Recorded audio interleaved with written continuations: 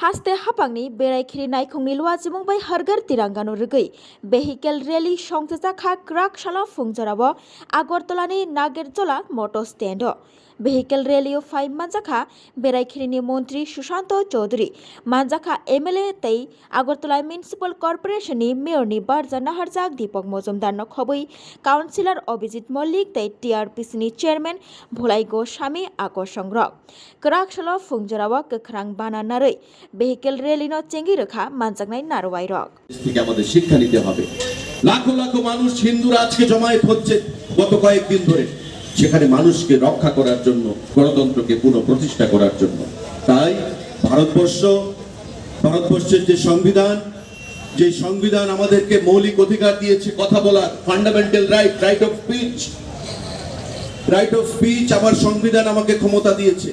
কিন্তু আমার প্রত্যেকের কাছে আহ্বান থাকবে যে আজকের এই স্বাধীনতা দিবসের কর্মসূচিতে আমরা এমন কোনো কথা বলবো না, এমন কোনো কাজ করব না যা সাংবিধানিক ক্ষমতার অপব্যবহার হবে।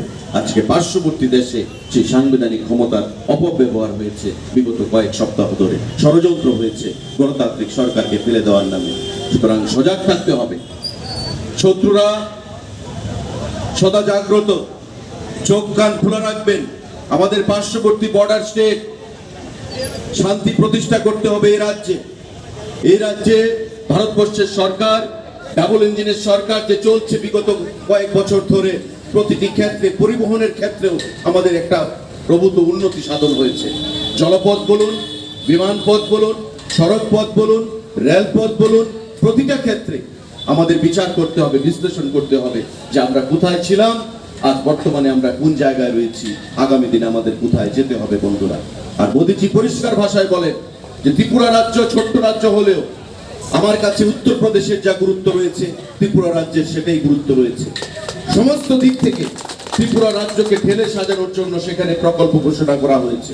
আমাদের মুখ্যমন্ত্রী প্রতিটা ক্ষেত্রে রাজ্যকে উন্নয়নের জন্য চেষ্টা করে যাচ্ছেন। আমাদের প্রধানমন্ত্রীর সঙ্গে কথা বলে, আমাদের কেন্দ্রীয় সরকারের সঙ্গে কথা বলে, আমাদের যারা প্রত্যেকটা নাগরিক, প্রত্যেককে দায়িত্ব নিতে হবে যাতে ত্রিপুরা রাজ্যের উন্নতি, ত্রিপুরা রাজ্যের প্রগতি যাতে কোনো অবস্থাতেই ওই বাংলাদেশের মতো অবস্থা না হয়।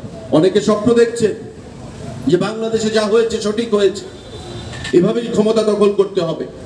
তবে সেটাই যদি হয় তবে গণতন্ত্রের কোনো ব্যাখ্যা রইল না, গণতন্ত্রের কোনো প্রয়োজনীয়তা রইল না, সংবিধানের কোনো প্রয়োজনীয়তা রইল না। তাই জাতীয় পতাকা যে হর ঘর তিরঙ্গা কর্মসূচি আমাদের প্রধানমন্ত্রী ঘোষণা করেছেন, সেই হর ঘর তিরঙ্গা কর্মসূচিকে বাস্তবায়নে বিগত বছরের ন্যায় এবারও আমাদের রাজ্য সরকার, রাজ্যের প্রতিটি অংশের জনগণ এগিয়ে এসছে।